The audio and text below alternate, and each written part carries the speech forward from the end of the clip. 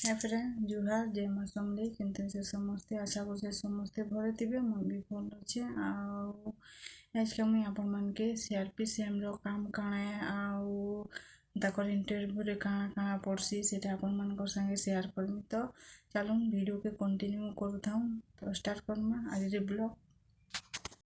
तो friend CRPCM रो काम होउछि गुटे गाँव रे जेतेटा एसएचजी थिबा जेनता कि 5टा कि 6टा एसएचजी थिबा से 5-6टा एसएचजी के CRPCM देखबा ताकर खाता पत्र लेखा लुखी करबा मीटिंग कराबा मासे थी 4 थर गुटे एसएचजी के।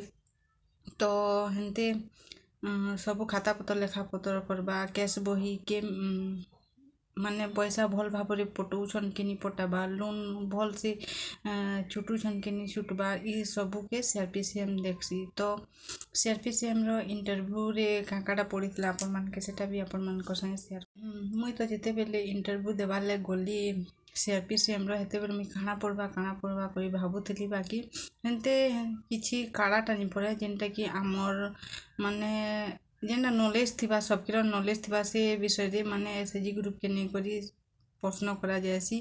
तो 10टा सूत्र पचरा जायसी ब्लॉक केतेटा अच्छे ये सब पचरा जायसी हेनते माने माने जेनटा कि माँ मैंने नहीं जानबे हेनते प्रश्न पचरा नहीं जाए जेनटा जानू थे सेनते प्रश्न पचरा जायसी।